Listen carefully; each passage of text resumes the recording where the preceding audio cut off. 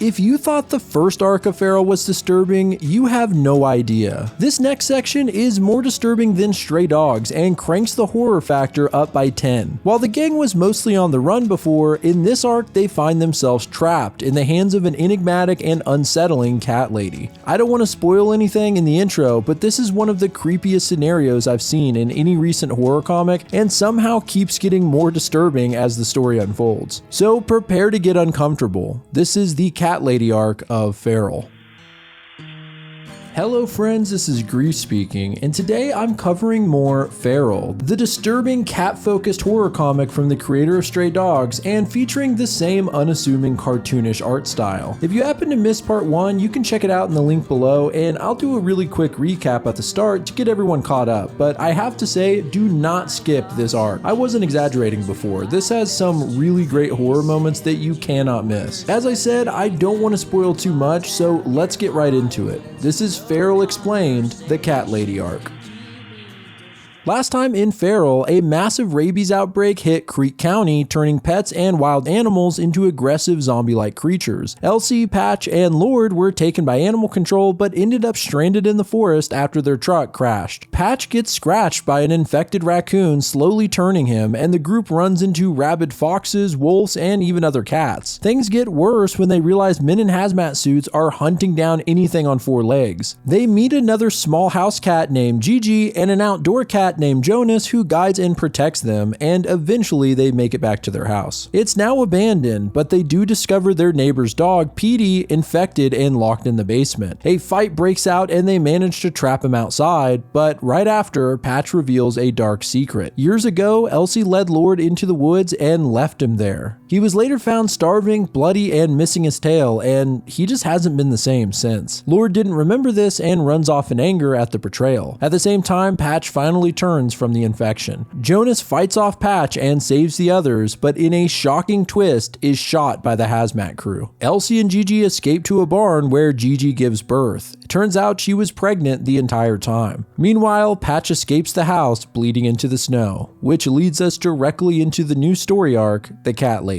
Chapter 6, Patchwork. Patch is wandering bloody through the snow, and we get to see his stream of consciousness. He just wants to find Elsie and Lord. He's thirsty but is afraid of the water, and is hungry but his throat is burning. He catches a glimpse of what appears to be Elsie in the woods and chases after her, apologizing for what he'd done, saying he had no control over his actions. He wonders if Elsie found Lord, and she finally responds to him, telling him that they're together and happy. Then she just lays in on him, saying how he never had any direction, and she calls him a coward for never stepping up. She says he's shameful and weak, they're not his family, and that they're all better off without him. Then she takes a swipe at him and shows her teeth. Of course, this isn't really Elsie. In reality, Patch has encountered a rabies-infected dog, and he's angry. The dog viciously snaps and claws at Patch, foam oozing from its jaw as it tries to take a bite out of him. The dog is brutal and won't let up, slashing and biting Patch in a bloody mess. In the midst of this, Patch has a flashback to when he first joined the family. He's just a kitten, and a little girl calls him Patch because of the dark spot around his eye. She immediately asks her father if she can keep him, but the father is hesitant. They're not sure if he'll get along with Elsie. Well, she talks him into it, and they bring little Patch home. Elsie is immediately territorial and hisses at Patch. She keeps him at a distance, but in a montage we see them slowly warming to each other, ending with Patch, Elsie, and Lord all cuddling in a cat bed. It cuts back to the present, and we get possibly the most eerie panel of the comic so far. Patch's eyes have gone full red again, and we see him standing over the dog's corpse, having just killed it. We can see the damage he did to the poor dog, who's laying in a pool of blood with its belly ripped out. He finally walks away, repeating that he needs to get back to Lord and Elsie, leaving behind a fresh trail of blood. Love him or hate him, Patch does not die easily, and I did not expect him to be alive at this point, let alone partially sane.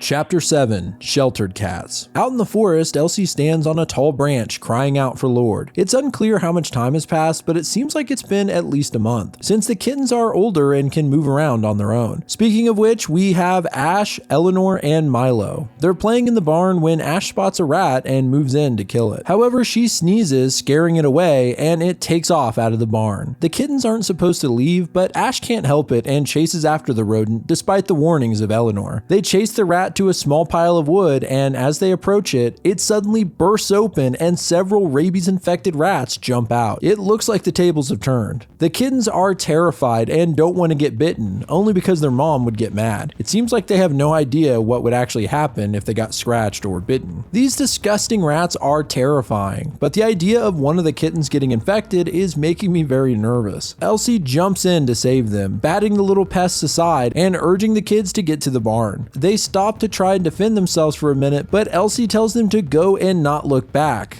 The rats then turn to look at their new target. Milo asks her what she's gonna do, and she simply responds, grown-up stuff. She makes a horrifying face, showing her teeth and hissing at the creatures. Inside the barn, it looks like Gigi was up in the rafters trying to seal up holes. She starts to scold them about leaving the barn, and then the scared kittens tell her what happened. Soon after, the rats barge into the barn covered in bloody scratches. The kittens climb up to their mother and crawl out through a hole that she had just finished patching. They get onto the roof and jump to a nearby branch where they find Elsie waiting. They rush towards the nearby creek since the bad kind doesn't like water, and as they run, Gigi asks Elsie, "Where were you?" Elsie desperately tries to apologize for leaving the kittens to look for Lord. They make it to the other side of the creek using a log and push it into the water before the rats can get across, sinking them into the icy creek. Gigi asks the kittens if any of them are bitten or scratched and has them check their buddy to be sure. It looks like they're all good, but man, it's kind of sad watching the procedure because it's clear that they've been through this before. It's off-putting seeing a kindergarten-like drill being run on these kittens when they're actually checking to see if they're going to become a zombie. Once it's clear they're fine, Gigi turns to Elsie and tells her she needs to be better. She misses Lord too, but right now these kittens are all that matters and she needs to get her priorities straight. They start to climb the trees again when the kittens smell something nearby. They all look over and see some fresh fish laying in the snow. Since they've just been eating bugs for the last few weeks, the kittens are awestruck and start to move in. But Gigi stops them, telling them if you don't know where it's from, there's a good chance it's not safe. The kittens suggest maybe people left it out for them, like the good people that they've always heard about. But Gigi says that they don't know if there are any good people anymore. Well, that's a depressing thought. Milo says he's starving and that his tummy is growly. He can't resist and slowly moves in on one of the fish. Well, it's a trap, and a metal cage closes around the whole group. Gigi freaks out, screaming her head off, until Elsie warns her she'll only draw attention to them. The kittens are just happy to eat and naively chow down on the fish. Elsie points out that the rats can get to them in here, so they'll need to find a way out fast, but something worse than rats show up. Foxes. They circle the cage and prepare to attack when they're distracted by bright lights. A car rolls up, scaring the foxes away, and a mysterious human figure gets out. They pick up the cage and bring it to their car and then drive off. The cats are tossed around the cage as the person drives like a maniac on the mountain road. In the background, there's a radio news report that gives us a little more insight into the rabies outbreak. It's clear that in the following weeks, the virus has spread drastically across the northeastern US to the point where the government is issuing a relief package to affected areas. Finally, they arrive at an old rural house and the mysterious person grabs the cage, bringing the cats with them. Gigi makes the kids promise whatever they see inside, they need to run as soon as the crate is opened and hide. Milo asks what's in there and why she's so scared, but she just says she has a really bad feeling. The stranger opens the door to the house and inside we see dozens of cats. Right in the middle is none other than Lord. I guess they're not the first to be captured, and it looks like maybe they've finally found a new home. Chapter 8, The Cat House. Elsie is sleeping in a dreamlike state when she's woken up by the cat spirit. This is a Mufasa-like apparition that Elsie sometimes sees and speaks with. The spirit tells her there's no time for sleep, but Elsie argues that she's finally in a safe place that's warm, and her and Lord are back together. The great cat tells her that she's not safe and that she's really alone. It adds that she's not prepared and has become more pest than beast. The cruel spirit tells her that she's not earned forgiveness from Lord and never will unless she wakes up. No one is safe as long as she's here. We then see in reality Elsie sleeping under a bed on a filthy floor when she's woken up for real this time by a yellow cat named Chloe. She tells Elsie that she's safe now. She's one of them. Elsie is clearly confused and is still waking up. Chloe tells her to relax. The lady keeps them and puts a paw on her. Well, Elsie didn't like that one bit and slaps it away, telling Chloe not to touch her. They walk out into the hallway where there are dozens of cats around, including Lord. Lord. Elsie approaches him and takes the chance to apologize for what she did to him when he was just a kitten. It seems like he's giving her the cold shoulder, then he suddenly turns around and is acting super enthusiastic. It almost comes off fake actually. He tells Elsie how excited he is for her to meet his new family and starts introducing her to several of the cats. He stops to ask her about Patch, but when she starts to explain what happened, he just gets distracted and continues giving her the tour. He talks about how awesome it is here, like a paradise. The lady pets, brushes, and feeds them and never makes them take a bath. As they walk through the house, we can see that it's pretty disgusting. Definitely a contender for the show Hoarders, and there are puddles and muck all over the ground. That's because, as Lord puts it, the whole house is a litter box. Total freedom. Elsie hears some noises coming from the basement door and realizes that there are cats trapped down there. Lord says this is where the cats go when they misbehave.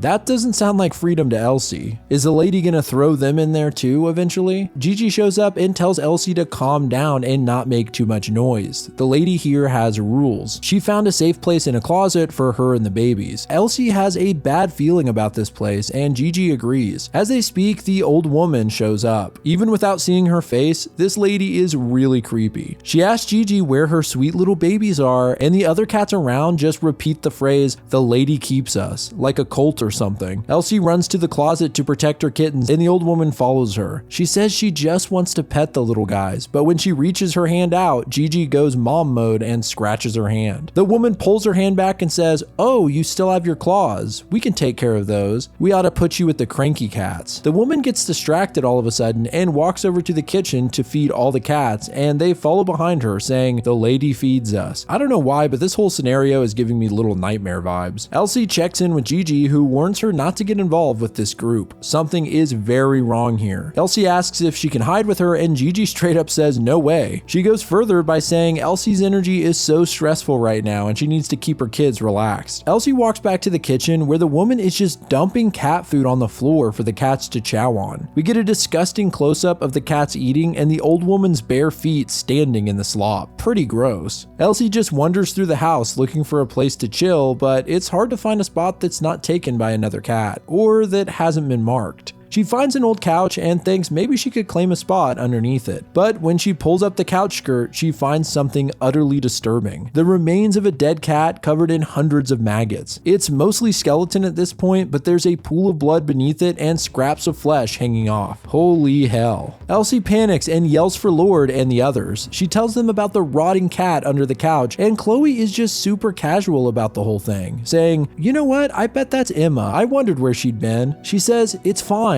The lady keeps us even when we're gone." Elsie puts on a mean face and says, "Stop acting so calm, you creepy bitch. It's not safe here." Okay, that really made me laugh. Lord steps in and says that she's embarrassing him in front of his family. The lady keeps them. They don't throw family in the trash and they don't leave family out in the woods. That last part felt a little pointed. He assures her that everything is going to be alright, but Elsie warns him again that they need to leave. Both her and Gigi can sense that something is wrong. Lord doesn't know what to say at first, then finally responds, "The lady keeps us," and walks away. The other cats repeat the phrase as well, and they leave. Elsie warns them that they're all gonna end up like Emma, bones under the lady's furniture, locked in here till they die. Lord tells her that they can leave whenever they want, they just choose to stay. The lady keeps them with love. You know, typical cult mentality. Elsie is fed up with this talk about the lady. If she was so great, why'd she lock all those cats up? She walks to the door where they're being held and tries to communicate with them, but only gets stilted sentence fragments back. She tells them she's gonna get them out of here, and then they'll all escape. She yells out for Gigi to get the kids ready, and if you remember, Elsie actually knows how to open a door. She climbs up onto some boxes and starts pawing at the door handle. Just as Gigi shows up, Elsie manages to get the door open. We see that the room is full of infected cats,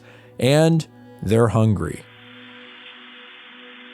Chapter 9, Puncture Wounds. Gigi, Elsie, and the kittens watch in horror as the bad kind flood the house, attacking every other cat in sight. It's a 2-page spread of bloody chaos. There's so much disturbing imagery, it's like a Where's Waldo page full of cat gore. There's several cats whose ribs are bulging out of their chest, and if you look in the corner, you can see one cat's head was ripped clean off. It is brutal, and it's clear that the bad kind is winning this fight. Even more disturbing, the cat lady comes in with a broom yelling, "Bad kitties," and attempting to sweep up the piles of guts on the floor. Several cats, including Chloe, circle around her, repeating their favorite phrase, "The lady keeps us." Man, this creepy ass old lady with a bloody broom, it's just so unsettling. Elsie is rattling off apologies to Gigi for opening the door and keeps trying to defend herself, but Gigi doesn't really give a shit at this point. She just says they need to find a way out now. In the other room, Lord is fighting off a bad cat in order to defend Chloe, and the cat lady starts yelling at them. Right before he gets his face scratched off, Elsie comes in and grabs him, dragging him to safety. She sets him down, and Lord says he's not leaving Chloe alone. But before he can do anything else, the cat lady leans down to pick him up, saying, "There's my bad kitty." We finally see her face, and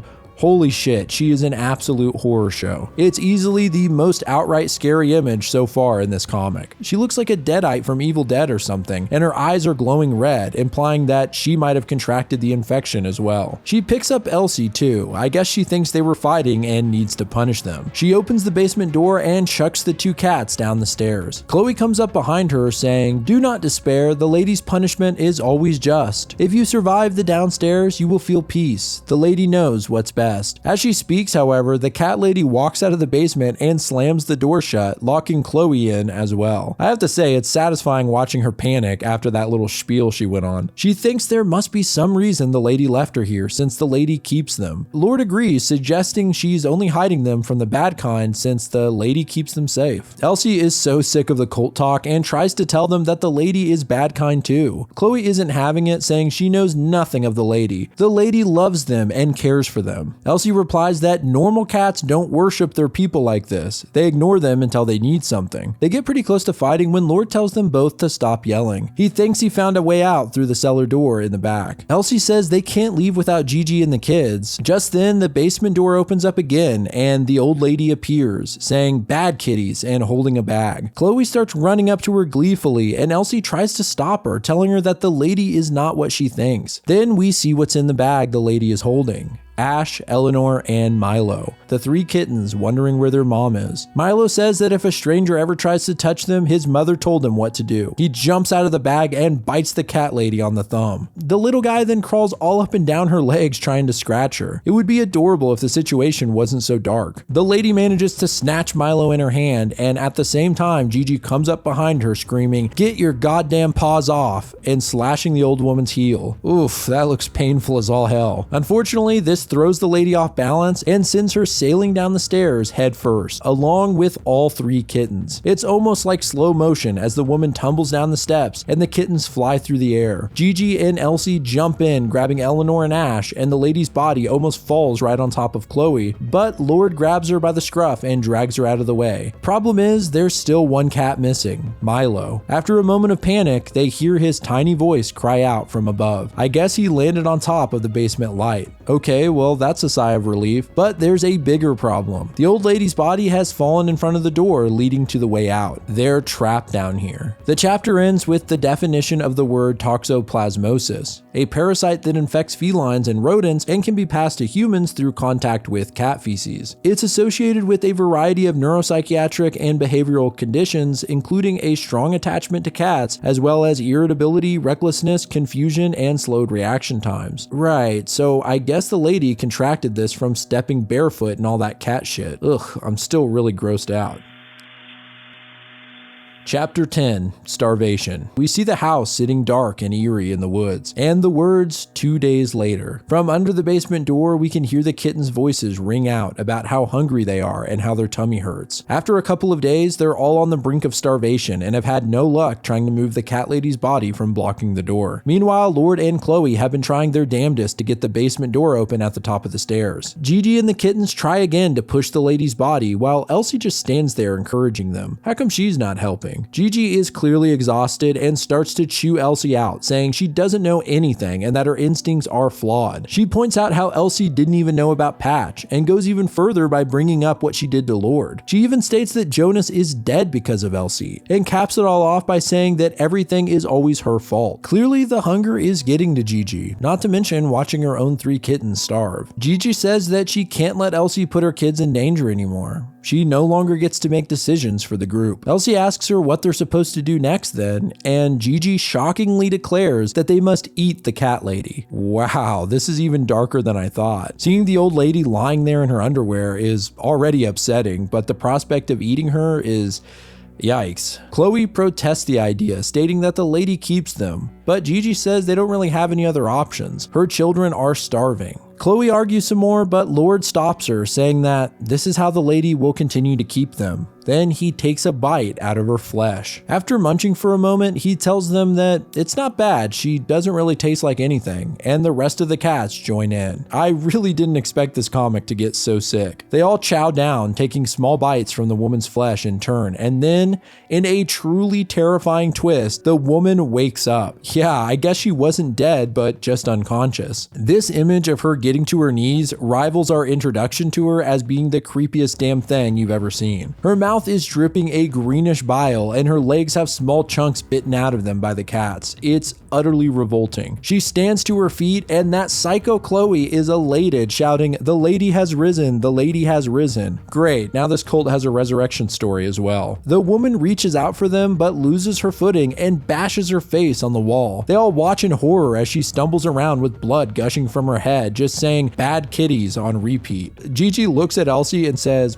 "I take it back, you're the leader again." At that moment, the old hag grabs Elsie by the neck and puts a cone on her, saying, "Bad kitties get the cone." She then throws her in a kennel and follows suit, throwing the rest of the cats in a separate kennel. She makes her way upstairs with the cats and stumbles out of the basement. The rest of the house is a complete bloodbath. Guts and gore litter every inch of the floors, and Gigi tells the kids to close their eyes. It's a good thing because there are actual cat body parts laying around as well. It is a gnarly sight, and by far the goriest thing we've seen in both Stray Dogs and Feral so far. The old woman walks outside and heads towards her car. She mumbles to herself about how ungrateful the cats are, loading them up and slamming the car door before driving off. She makes her way down the winding mountain road, telling them that bad kitties go to animal control. It then cuts to a familiar looking silhouette running through the grass. Back on the road, a massive truck nearly runs the old lady's car off the road, but she narrowly avoids it. Again, we see the figure running through the grass as the woman struggles to turn her headlights on for the first time in the drive. She turns them on just in time to avoid driving directly into the side of the mountain, and the cats are in a full panic, having no idea what's going on or where she's taking them. She rounds the bend only to see a very disturbed looking Patch standing in the road. The woman swerves, and echoing the events of chapter 1, the car goes flying off the cliff and flipping upside down in the air. Out from inside the smoking car, we just hear Elsie crying out Patch's name in disbelief. That is the end of the cat lady arc of Feral. Definitely way more disturbing than the first arc, and honestly one of the most unsettling sections of a comic I've read recently. It somehow gets even darker as the story moves forward. So let me know if you want me to cover the third and most recent arc, 9 Lives, and we'll continue on this twisted feline journey.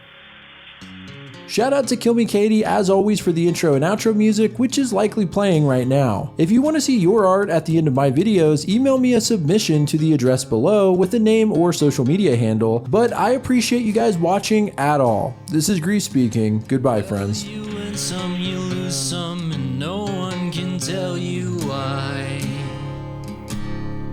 So you go home again, you lick your wounds and say goodbye. You know you've messed things up this time, so you go home.